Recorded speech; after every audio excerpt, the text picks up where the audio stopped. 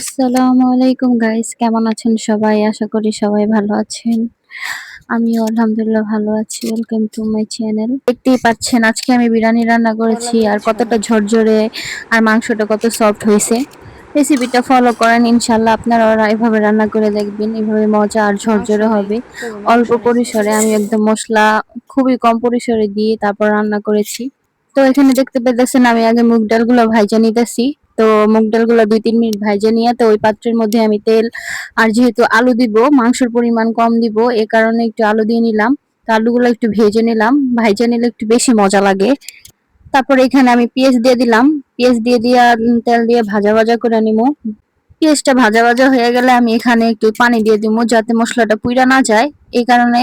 তারপরে আমি ৩ টেবিল চামচ পরিমাণে এখানে আদা বাটা দিয়ে দিব। আদা বাটা দিয়ে দেওয়ার পরে এখানে এখানে আমি ধনিয়া জিরা ফাঁকি দিয়ে দিব। তারপরে পরিমাণ মতো এখানে আমি মরিচ বাটা, তারপরে হচ্ছে বিরিয়ানির মশলাটা যেটা আমি আনছিলাম কিনা রেডিমেড, তো ওই বিরিয়ানির মশলাটা আমি সুন্দর মতো যতটুকু পরিমাণ মতো মাংস পরিমাণ মতো দিয়ে দিব। আপনারা আপনাদের পরিমাণ মতো দিয়ে নিবেন। তো এখন মশলাটা আমি সুন্দর মতো কষায় নিব। মশলাটা যত সুন্দরভাবে কষাবেন তত মজা হবে। তো আমি এখানে পানি দিয়ে সুন্দর মতো ঢাইকা কষাই নিবো, ঠিক আছে? যখন তেলটা উপরে আসবো তখনই বুঝে নিবেন মশলাটা পরিমাণ মতো কষানো হয়ে গেছে। তারপর আমি এখানে গরুর মাংস দিয়ে দিতেছি। গরুর মাংস আমার যতটুকু ছিল ঘরের মধ্যে অতটুকুই দিতেছি, বেশি পরিমাণে রান্না করব না, তাই বেশি পরিমাণে দিইনি। তো মাংসটা আমি এখানে কোনো পানি ইউজ করি নাই। আর আপনারা খেয়াল করছেন নাকি আমি জানি না, এখানে আমি লবণ দিইনি। কারণ হচ্ছে লবণ দিলে মাংসটা চুপসে যায় আর আমার ভালো লাগে না, তো আমি একটু শেষে দিব লবণটা। তো এখানে আমি মাংসটা ২০ মিনিটের মতো কষাইয়া তারপর ভাজা আলুটা দিয়ে দিছি, তো আলুটাও শক্ত থাকে। তো এখানে আমি মুগ ডালগুলো যে ভাইজা নিছি ২-৩ মিনিট, তারপরে পানিটা ভিজায় রাখছিলাম। তো এখানে ওই মুগ ডালটাও আমি দিয়ে দিলাম এখানে সুন্দর মতো। এই সবগুলোই কষাবো পরিমাণ মতো। আবার একটু মাংসটা কষাইছি তো ২০ মিনিট, এখন আবার একটু কষাই নেব।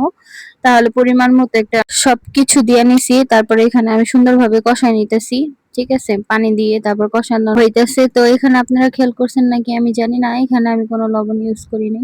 লবণটা আমি পরে দিব, কারণ লবণ দিলে মাংসটা একদম তেল ছেড়ে দেয়, কেমন যেন চুপসে যায়, আমার ভালো লাগে না। তো এই কারণে আমি লবণটা পরে ইউজ করব। তো এখন আমি ভালোভাবে পানি দিয়ে আবার একটু কষিয়ে নিতেছি সবগুলা ভালোভাবে। অল্প পরিমাণ দিয়ে পানি দিয়ে কষিয়ে দিব। তারপর এখানে আমি পরিমাণ মতো লবণ দিয়ে দিব। লবণ দেওয়ার পরে আরেকটু সুন্দরভাবে কষিয়ে নিব। তো স্বাদ মতো সবাই লবণ দিয়ে দিব। তো এই যে একটু পানি দিয়ে সুন্দর মতো আমি ভাজা ভাজা করে নিব একদম সুন্দরভাবে। এই মাংসটা যত কষাবেন যে তত ভালো লাগবে, তত মজা হবে বিরিয়ানিটা। এই মাংস রান্নার মধ্যেই সবচেয়ে বেশি ৭০% ডিপেন্ড করে হচ্ছে বিরিয়ানি রান্না।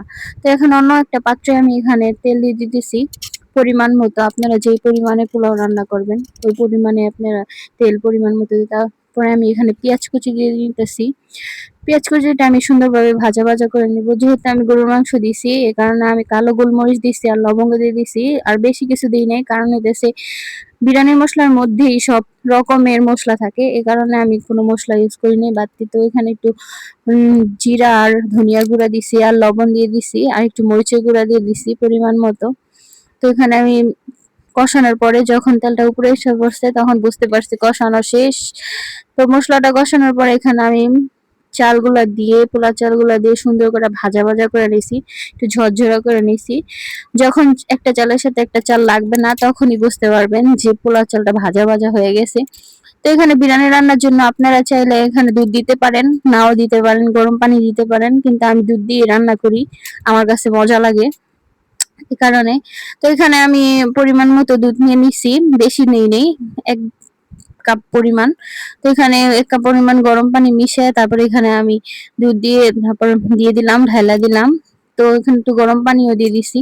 তারপর এখানে যখন এই চালের এই যে পানিটা দিছি পোলার চালের, তো এখানে বলকানি আসলে এখানে মাংসটা দিয়ে দিব। আর আলুগুলো আমি সাইড করে নিছি, যেহেতু এখানে আলুটা পরিমাণ মতো সিদ্ধ হয়ে গেছে, যদি বেশি সিদ্ধ হয়ে যায় গলে যাওয়ার সম্ভাবনা আছে, এ কারণে আমি আলুটা সাইড করে তো ওই পোলা চালের মধ্যে ওখানে আমি মাংস আর হচ্ছে মুগ ডাল যেটা দিয়ে আমি কষাইলাম ওটা দিয়ে দিছি। সুন্দর মতো আমি মিক্স করে নিব ভালোভাবে নেড়ে চেড়া। তারপরে এখানে আমি দেখতেছি যে পরিমাণ মতো পানি লাগবে নাকি পানি লাগবে না, তো আমার মনে হলো যে একটু পানি লাগবে। তারপর পানি পরিমাণ মতো আমি দিয়ে এখানে সুন্দর মতো ডিপ দিয়ে নিয়েছি। ঢাইকা দিব, ঢাইকা দিলে ওই ভাপে ভাপে সিদ্ধ হবে। বেশি পানি দিলে তাহলে পোলার চালটা গলে যাবার বা লেটলেটা ভাব হয়ে যাওয়ার সম্ভাবনা আছে। তো ঝরঝরে করার জন্য অবশ্যই কম পরিমাণে পানি দিবেন। তারপরে ঢাকনা দিয়ে ঢাইকা ঢাইকা তারপর হওয়ানোর চেষ্টা করবেন। তাহলে আশা করি পোলার চালটা আর বিরিয়ানিটা ঝরঝরা হবে। আর যেভাবে মাংসটা কষাবেন ওই মাংসটা কষালে ওইভাবে ইনশাল্লাহ মাংসটাও নরম হবে। তো যে কড়াইতে আমি মাংসটা কষাইছিলাম ওই কড়াইটা আমি ধুইয়া তারপরে এখানে আমি দিয়ে দিলাম পানিটা পরিমাণ মতো। তো এখানে আমি বেশি পানি ইউজ করব না, আর কিছু ইউজ করব না। তো এখানে আমি নাড়াচাড়া করে সুন্দর মতো এখানে ঢাইকা দিব। ঢাকা দেওয়ার পরে ২০ মিনিট বা ১৫ মিনিট পরে ঢাকনা উঠে দেখবো কতটুকু পরিমাণে হয়েছে। তো মাশাআল্লাহ ঝরঝরে হয়েছে আর ইয়ামিও হয়েছে। আপনারা এইভাবে ট্রাই করে দেখবেন, বিরিয়ানি ইনশাআল্লাহ অনেক মজা হবে। তো আজকের বিরিয়ানি একদম অন্যরকম একটা ফ্লেভার আসছে। মশলাও কম ছিল, সবকিছুই কম ছিল, তাও অনেক মজা হয়েছে। তো এইভাবে রান্না করে দেখবেন, ইনশাআল্লাহ ভালো লাগবে। আর আমার ভিডিওটা ভালো লাগলে অবশ্যই সাবস্ক্রাইব করবেন, পাশে থাকবেন।